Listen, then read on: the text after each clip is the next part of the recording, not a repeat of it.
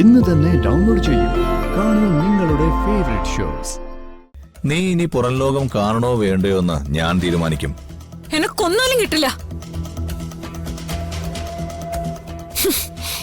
മോളെ, നെല്ലിശ്ശേരി പിടിച്ചെടുക്കാൻ 7 കൊല്ലം നിന്റെ ഭർത്താവിനെ പൂട്ടിടാൻ സഹായിച്ചത് ഞാനല്ലേ? എന്തിനായിരുന്നോ ഞാനതെല്ലാം ചെയ്തതെന്ന് നീ ചിന്തിച്ചിട്ടുണ്ടോ? ഇതല്ലേ ഫയല്? യെസ്, ഇതാണ് നമുക്ക് വേണ്ടത്.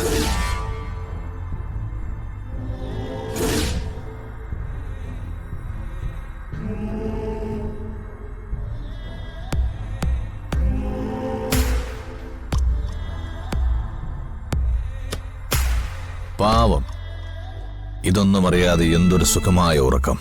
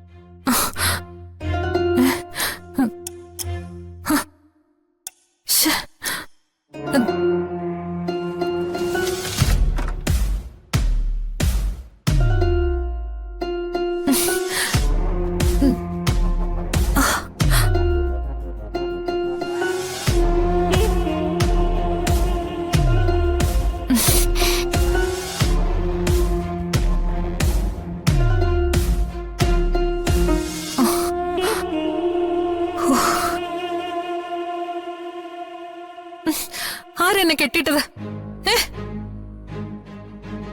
മൂർത്തി, അമ്മ എന്താ ഇത്? മോൾ അമ്മാവനോട് ക്ഷമിക്കണം. വേറെ ഒരു വഴിയില്ലാത്തോണ്ടാ അമ്മാവൻ ഇങ്ങനെ ചെയ്യേണ്ടി വന്നത്. സോറി മാഡം, ഞാനേ ഈ സാറ് പറഞ്ഞ ജോലി ചെയ്യാനാ വന്നേ. സോറി അവന്തിക, ഇത്രയും നാൾ ഞാൻ നിന്റെ കൂടെ നിന്നത് അമ്മാവന്റെ ആളായിട്ട് തന്നെയാ. പരമാവധി ഞാൻ നിന്നോട് ആത്മാർത്ഥത കാണിച്ചിട്ടുണ്ട്. എന്നിട്ടും എനിക്ക് വലിയ ഗുണമൊന്നും ഉണ്ടായില്ല. അതുകൊണ്ടാ ഞാൻ അമ്മാവന്റെ കൂടെ നിന്നത്. അമ്മാവാ, നിങ്ങളെല്ലാരും കൂടെ എന്നെ ചതിക്കായിരുന്നല്ലേ? ഞാൻ ചതിച്ചതല്ല, നീ എന്നെ കൊണ്ട് ചെയ്യിച്ചതാണ്. കുറച്ച് സ്വത്തുക്കൾ എന്റെ പേരിൽ എഴുതി വെക്കാൻ ഞാൻ നിന്നോട് പറഞ്ഞതല്ലേ, നീ കേട്ടില്ല. ഞാൻ നിന്റെ കൂടെ കൂടിയതേ നിന്റെ ഈ സ്വത്തുക്കൾ കണ്ടുകൊണ്ട് തന്നെയാ.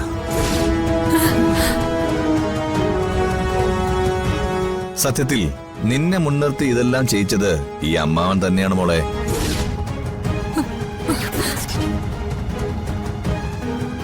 നെല്ലിശ്ശേരിയിലെ സ്വത്തുക്കൾ ഞാൻ ഇപ്പോഴല്ല, പണ്ടേ ആഗ്രഹിച്ചതാണ്. അന്നത് സാധിച്ചില്ല. ഇപ്പോഴാണ് എനിക്കത് സാധിച്ചത്. നീ എനിക്ക് അതിനുള്ളൊരായുധം മാത്രമായിരുന്നു. ഇനി പക്ഷെ എനിക്ക് കാത്തിരിക്കാൻ വയ്യ.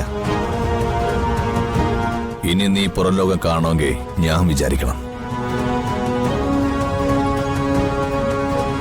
നിങ്ങൾക്ക് എന്നെ ഒരു ചുക്കും ചെയ്യാൻ സാധിക്കില്ല.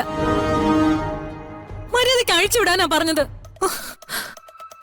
അഴിച്ചുവിടാം, ഒരു കോംപ്രമൈസ്. നീ സ്വന്തമാക്കിയ സ്വത്തുക്കളിൽ പകുതി എനിക്ക് തരണം. എന്താ, സമ്മതാണോ?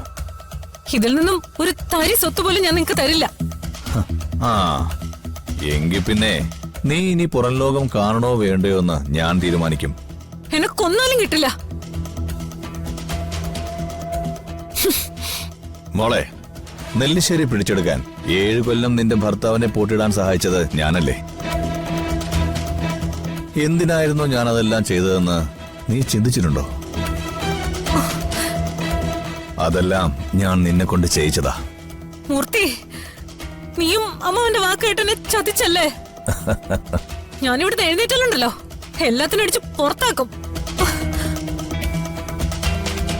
അങ്ങനെ എഴുന്നേൽക്കാതിരിക്കാനല്ലേ ഈ കെട്ടൊക്കെ കെട്ടിയിരിക്കുന്നത്.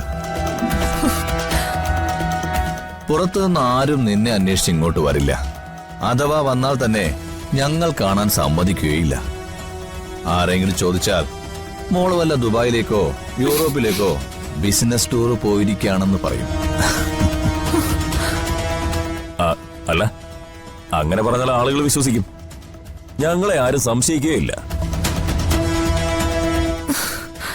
ഇനി ഇവളീ മുറിയിൽ ഇറങ്ങാതെ ഞാൻ നോക്കിക്കോളാം സാറേ. ഡേ, നിന്നെ ഞാൻ മിണ്ടാതെ അടങ്ങി കിടക്കടി. എന്നെ അഴിച്ചു വിടാൻ, എന്നെ വിടാൻ.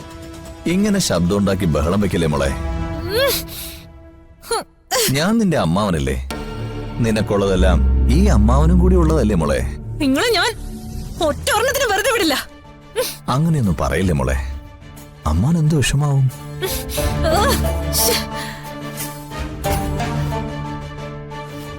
സേതുമാധവനെ ചതിച്ച് നീ സ്വന്തമാക്കിയ സ്വത്തുക്കളുടെ ഡോക്യുമെന്റ്സ് ആണ് ഇതെല്ലാം.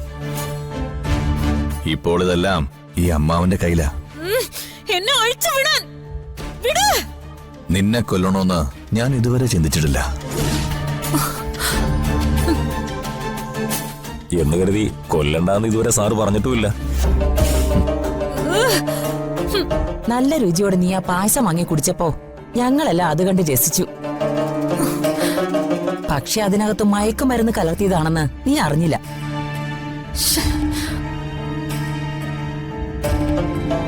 വലിയ വലിയ കാര്യങ്ങൾ ചെയ്യാൻ ബുദ്ധിയുള്ള നിനക്ക് ഇങ്ങനൊരു ചതിയെക്കുറിച്ച് ചിന്തിക്കാൻ പോലും കഴിഞ്ഞില്ല. അതെങ്ങനെ ചിന്തിക്കും? ഈ അമ്മാവനോടെ വിശ്വസ്തനല്ലേ. പക്ഷേ എന്നെയും നിനക്ക് വിശ്വാസമില്ലാതെ വന്നാൽ പിന്നെ ഞാൻ എന്ത് ചെയ്യും? ഞാൻ ഒരുപാട് ആഗ്രഹിച്ചതൊക്കെ നീ ഒറ്റയ്ക്ക് സ്വന്തമാക്കിയാൽ അമ്മാവന് വിഷമാവില്ലേ? അമ്മാവനെ ഇങ്ങനെ വിഷമിപ്പിക്കാൻ നിനക്ക് എങ്ങനെ തോന്നി മോളെ? ദേ അമ്മാവ, ഞാൻ ശരിയാക്കും. എന്നെ അഴിച്ചു വിടാൻ, മൂർത്തി അഴിക്കാൻ. ഒരു കാര്യം ചെയ്യാം, ഒരു ഡോസ് കൂടി കൊടുത്തേക്ക്. ഇല്ലെങ്കിലേ ഇവളിവിടെ കിടന്ന് ബഹളം ഉണ്ടാക്കും. മൂർത്തി, വിടാൻ. എന്നെ അഴിച്ചു വിട് മൂർത്തി, അഴിച്ചു വിട്.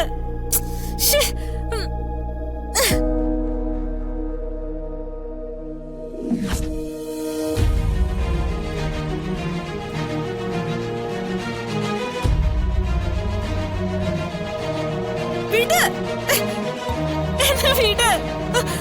വേണ്ട. അവിടെ കിടക്കടി.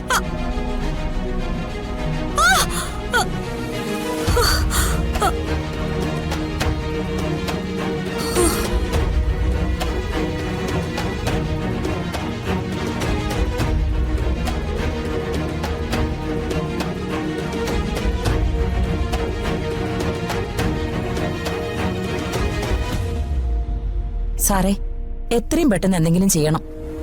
ഇല്ലെങ്കിൽ ഇവള് നമുക്ക് പണിയാവും. ഇവള് എവിടെ വരെ പോകുന്നു നോക്കാം.